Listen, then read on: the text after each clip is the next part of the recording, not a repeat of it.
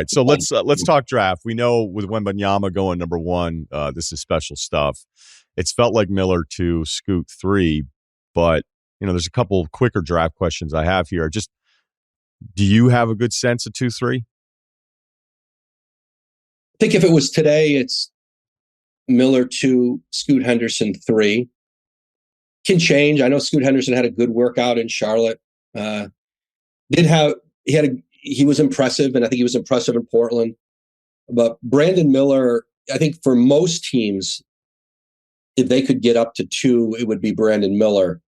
I don't have reason to believe. Again, I don't think it's in pen yet, but in pencil, I think it's Miller, Scoot 2-3 right now. After that, I don't know. I think it's still pretty wide open, and I don't think that's. I think it's hard to trade out of those spots, no matter who you're being offered. At 2 or 3, if you think there's 3 potential all-stars in this draft, I mean, Victor's a whole nother level. He's different level, but we know this. Like, Cam Whitmore may end up being the second best player in this draft or the third best player in this draft. History tells you, as sure as everybody seems, it's Brandon Miller, Scoot Henderson. Maybe it ends up being one of the Thompson twins. Maybe it ends up being Cam Whitmore, because history tells you that's how it usually goes. Now, it's your job as an organization to figure out who that might be. But the consensus right now, I think, are those 3, 1, 2, 3. I didn't think I was going to ask a San Antonio question because there's not much drama to it. But, when you look at Wembanyama, and obviously I'm concerned that I almost feel like he's going to have to go through an injury. I think younger guys that haven't filled out enough, although reading about some of his workout and preventative stuff, I'm like, well, at least they're put together. It feels like a really good plan here. It's fascinating what he's done and how Jeremy Wu had a really good piece on ESPN about that. And he's been so prepared for the injury, preventative, like European. I think where a lot of the American medicine with teams, they started to bring in some of the guys with the European from Europe. Was the feeling was, it's funny. I want to say R.C. Buford was one of the first people who described it to me as this a long time ago. So it's ironic with Victor, I guess, or coincidental, that the view internationally was to be preventative, right? To be preventative with injury. And that's where you saw a lot of organizations start to channel some of that thinking, and they're hiring from Europe. And Victor and his team and his family, they really prepared him, because at 7'5" and that body, that's what you worry about. But he's done a lot of unique things that might give him, you might look at him differently than some others who've been injury prone at that size.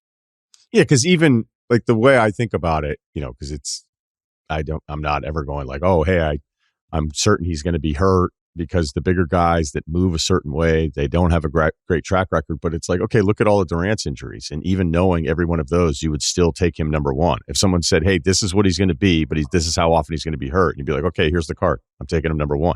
So I think that's not that there's any hesitation on San Antonio's side. I think the more interesting part of it is that he's so defensively ready. He's so skilled offensively.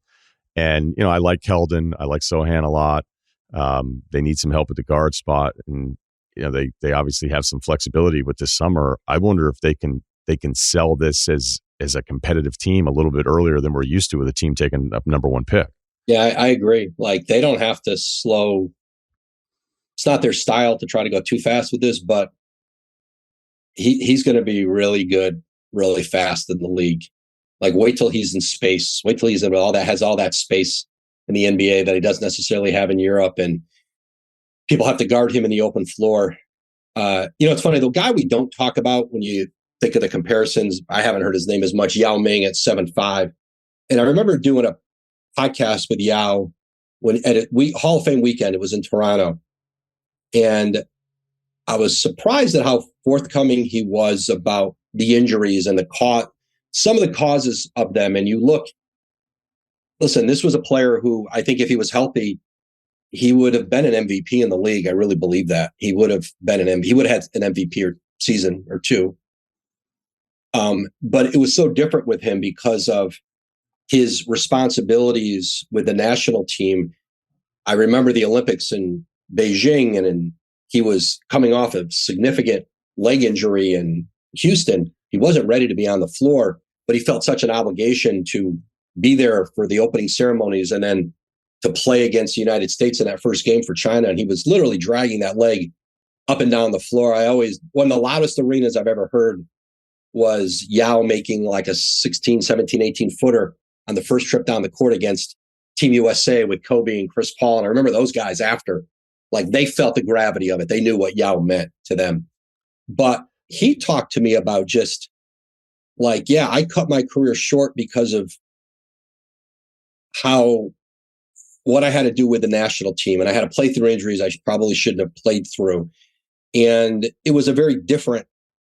Victor Wembanyama won't have any of those challenges. He'll be protected and he doesn't have those issues. It was just different for Yao. And so when we look at these other 7'5", 7'4" guys, I understand the concern about injuries, but I also think this is a very different situation in a player who's in position to be, he's been prepared for it to be different, and he'll be protected in a way that as much as Houston wanted to protect him, they weren't allowed to because of Yao's national team responsibilities. And whenever, we'll talk about the draft and you go, okay, could Orlando get aggressive here? Could Oklahoma City just pick their guy with all of this capital? Utah, same kind of deal. Factor in that next year, everybody's telling you 24 is going to be one of the worst drafts in recent history. Although I guarantee like the first week of June in 24, you're going to hear guys saying, you know what, I kind of like, there's some guys I like. But as like, I would say 2 years ago, people already were telling you if they don't change the rule, the entry rule, like 24 is going to be terrible. So factor in the apron where it's like, okay, I've got all these picks. Like I'm not going to be able to pay all these guys. But the math, the pricing of moving up, whether it were 3 to Scoot, and if you want to give us more perspective on Portland there on this answer, that'd be great too. But the NFL comp of like, oh, we'll move 8 and 16, like that really moves you up. In the NBA, it doesn't. And I always kind of think back to that Eddie Griffin trade of over 20 years ago with the Nets, where the Nets moved 13, 18, and 23, and that was only to get up to 7. And that is still kind of a rarity, getting into the lottery, packaging up those picks. But Richard Jefferson, Jason Collins, and the guard from Pepperdine. Brandon Armstrong.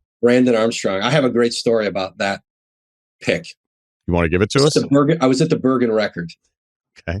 And I was a columnist at the Record. And I covered a lot of Seton Hall that year. And I knew Eddie Griffin was a very talented player, but I knew he had a lot of issues.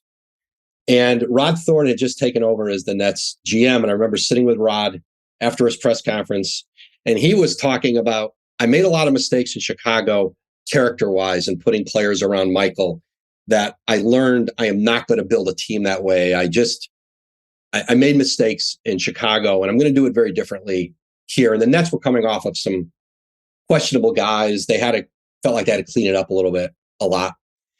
And I didn't own a cell phone then. I don't know if everybody had them, but I didn't have one. And it was just different. I wasn't an NBA. I was a general columnist. I was not a beat. I wrote a lot about the Nets. Anyway, so they draft Eddie Griffin 7th. And I was like, oh my God. I write this column just ripping Rod Thorne.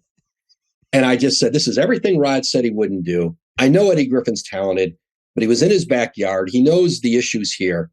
Like, this is a real mistake. This is everything Rod Thorne said he wouldn't do. And all of a sudden, it was just, again, a different time.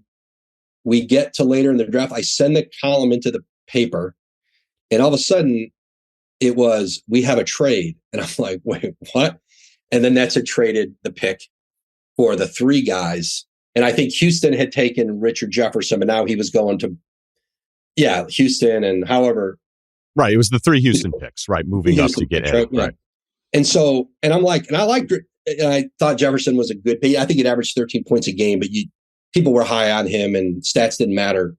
He was young and on a really good Arizona team. And now it looked like a pretty good pick, at least having Jefferson. And so I remember I called the paper and I'm like, you cannot run this column. You got to kill this thing. You cannot run it. And they did. It was back then you would just plug. It was called a plug. You just put an ad in there. And then I wrote a new column for the second edition. Thankfully, the column never ran in first edition. And then the second edition, I wrote, hey, this was a great trade. This was smart. They got some depth here. Eddie Griffin, this is not, there's some concerns here. And so I think Rod Thorne actually got criticized for it because people just saw Griffin's talent, especially around New York. He was the number one player in the country who went to Seton Hall. I remember going to his press conference at Roman Catholic in Philly when he announced for Seton Hall. It was huge. And the next morning, I think I went on the fan, WFAN that night, talked about the trade. And the next morning, I remember Rod calling me again. It was on like a landline at home and said, hey, thanks for, I appreciated you understanding what we did with the trade and being fairly supportive, something like that. Rod's a super nice guy. And I said, Rod, if you saw what I wrote about you before I knew what the actual trade was, you wouldn't be calling to thank me. And I remember he said, I'm not going to do my Rod Thorne impression, my West Virginia tang, but he said, Adrian, if I drafted Eddie Griffin, I would have ripped me too. And so, and I listen, rest his soul. Eddie Griffin was a talented kid and certainly some issues. And I don't mean to make light of Eddie. But you're right. Those trades don't happen very much anymore. No, they don't. And I'll never forget, again, somebody who wasn't even in the media then. That was when I first thought, like, maybe I could work for a team. It was the Tate George draft pick where I was like, what are they doing? That was when I was really young. And then Richard Jefferson, I liked him so much. I was like, why is he not going? And then, of course, you pair him with Jason Kidd, and it's game on. He was perfect. He was perfect to have him run along. But yeah, back to the point, like Houston packaging all of that stuff to move up. I think we play this game. I guess the thing is it's a really hard thing to pull off because the team with the higher pick is always scared of what could come back to haunt them. But we don't know how to price it. I've never liked the value chart in the NFL because it doesn't make any sense to me. Each year, the picks are worth something different based on the talent of the draft. So just to add up the numbers, I've always thought that was stupid. But in basketball, it's really hard to price it. I just wonder if some of these teams with all of this capital would decide to get really aggressive. I don't know if it's this year, next year's draft doesn't feel like it's the fit, but just going, hey, we can't. Although then other times I've been told that Oklahoma City's looking at like quarterbacks where just keep taking one until you get it right, where they may say it's not about packaging it for the next star that doesn't want to resign here. It's not about moving up and manipulating the draft. It's not about flipping the pick year to year, Belichick style back in the day, where it always felt like he had extra draft capital because he was always willing to move down. It might just be, let's just keep drafting guys and they'll fight it out. And that'll give us the best chance for a roster, but then it becomes a really difficult roster to pay for. Ryan, look at Utah this year, 9-16. Where could that get them to? Could it get them to 4? Probably not. 4, 5, 6. And if all of a sudden, hypothetically, let's say they love Kim Whitmore and he's there. Same with Oklahoma City. And those are teams, not just 2 picks in this draft, but if you want to shuttle picks or other assets from future drafts. That's the great thing about when you have all these picks, you can try to overwhelm a team. Now, Oklahoma City wanted to do it with Evan Mobley a couple years ago and with Cleveland. And Cleveland, they weren't trading out of there. Now, trading out of the top 3 is a lot harder to do than when you're at 5 or 6. And so, but even then, you're right. It's still fairly rare. You're probably not going to see a team give up 3 first-round picks to move up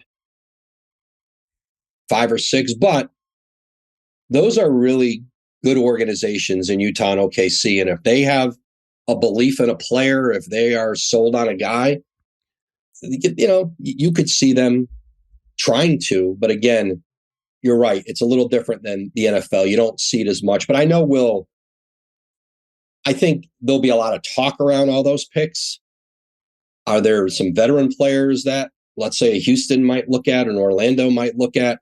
I think Orlando, again, they could package and move up, or they can just say, we're going to just keep taking swings at guys here. And Orlando's we don't talk enough about them. They're putting themselves in position to be really, really good. And they've got another chance at free agents or at the draft here to get another impact guy potentially. And then, keep building around Banchero now. Yeah, I think Orlando's in a really great spot because they could say, okay, we just do the opposite with 6 and 11.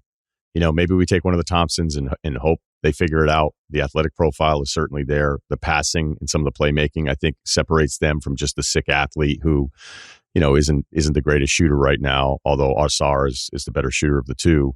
And then maybe go safe at 11, and just go, okay, yeah, we know we're getting a little crowded. That's the other thing too, is like some of these rosters, you're looking at it going like, man, I like a lot of your players, but it is getting a little crowded here. Yeah, but that's right. knowing the history of it, like there's a good chance 6 or 11 is a complete flame out and never gets an extension. So look at it that way. Like Yeah, no one would want to say that to their owner going, we're likely going to get one of these completely wrong, but yeah, let's just do total ceiling guy and let's go safe guy and see who wins, or maybe both do. yeah, right. And like, as teams have these lottery picks and working out, a player like Jarrett Culver is going in and working out for teams. He was the 6th pick in the draft not very long ago, and he's trying to stay in the league, trying to get back in the league as a regular, on a roster. So there's a lot of risk, obviously, and you're not going to hit on all these guys and going to miss on a lot. That never changes. It's interesting. I think coming out of the COVID years where scouting was limited, it'll be interesting to me to go back and look at kind of the couple years that were really impacted by COVID in terms of being able to get out and see guys, bring them in for bring them in for workouts and interviews. Everything was Zoom. Will there be much of a difference on hits and misses versus years where you've been able to really get up close with guys? I'm kind of, especially the top part of the draft, I'll be curious when Jonathan Gavoni and those guys are doing studies on that in a few years.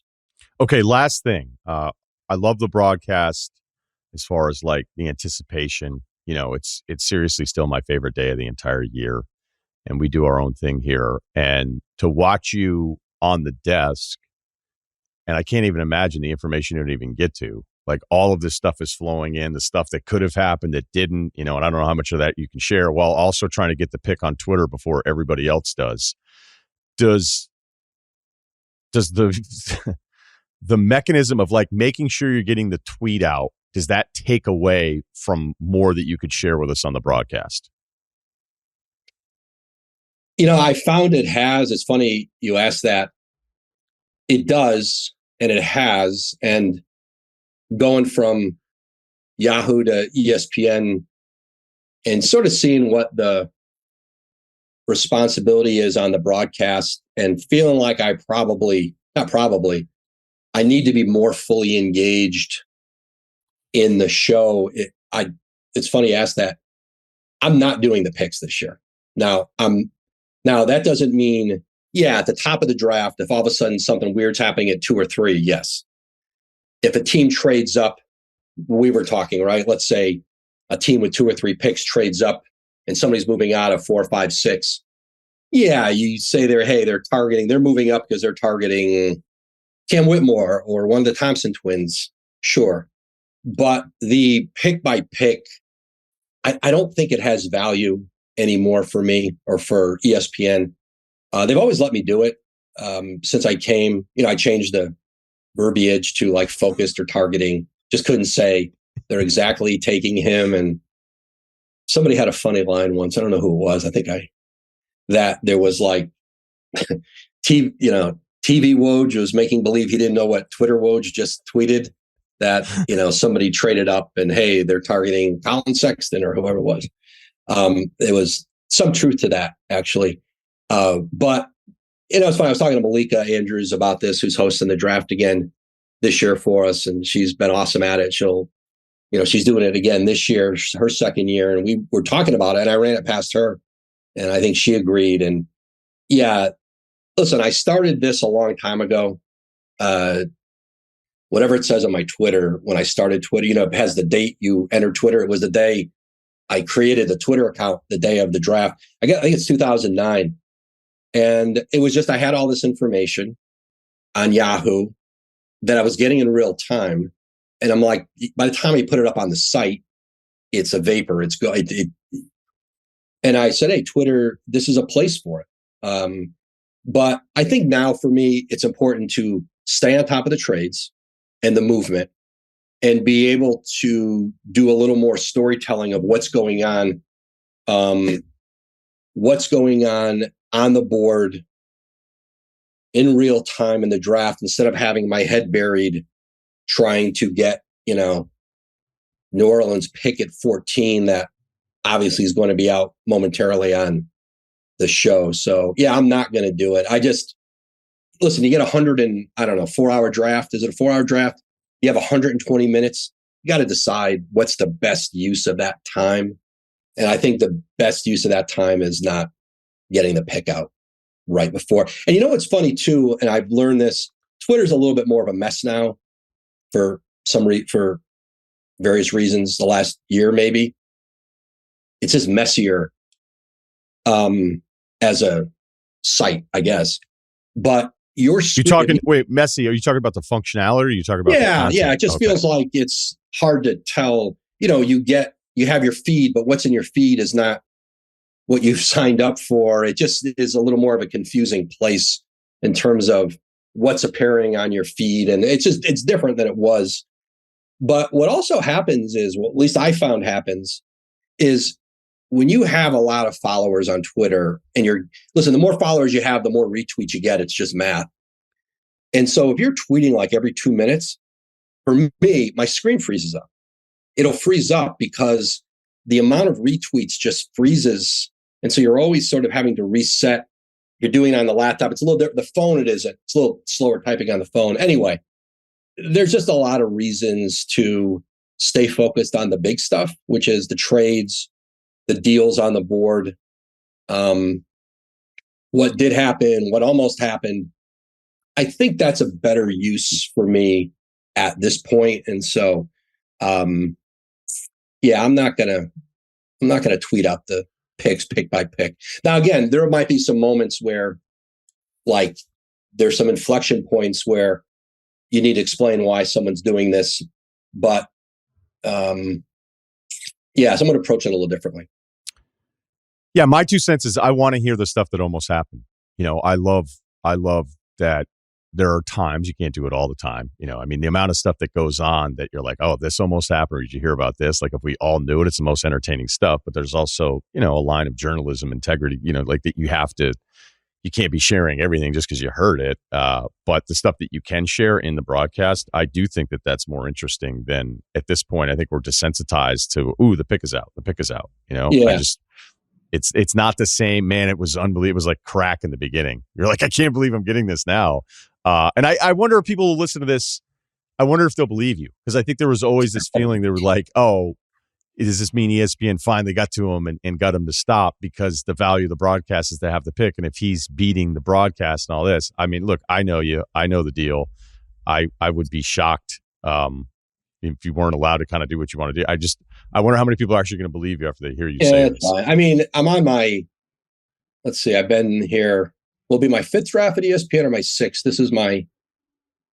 I've been here. I came in 2017, July 1, so I didn't do that draft. So yeah, again, there was a little change. Again, the verbiage was a little different, but you got the point. I mean, if I put the name out ahead of a team who was about to draft, whatever I said before the name didn't really matter. You knew I'm telling you this is what they're going to do.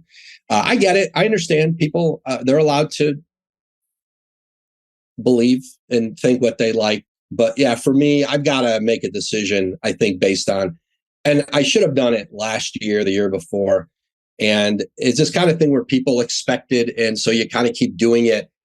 But you've always, this, Ryan, these jobs evolve and your role evolves. And you've always got to be thinking, just because I've always done it, does that still make it the best thing to do? Is that what's right for me? Is that what's right for ESPN? And I can't honestly tell myself that it is. And again, there's just a better way to use my time and gather information and share it on the show than to be engulfed in just tweeting it out moments before. Sometimes it's a little further ahead. Sometimes it isn't. Sometimes you don't get it in time, and you see the commissioner walking up to the stage and you go, yeah, I just got it, but it's going to look, it may not land on Twitter until after he said it. Then it looks like I took it off the stage and I don't want it to look like that because whatever. And it's again, not my best use of time. Well, I appreciate your time on what I know is a busy week leading up to all this stuff. Looking forward to the draft, and make sure you check out the Woj pod. A really good conversation with Wizards owner Ted Leonsis. Some good stuff in the most recent episode. So thanks as always, man. We'll catch up soon. Ryan, always a pleasure to be on with you, man.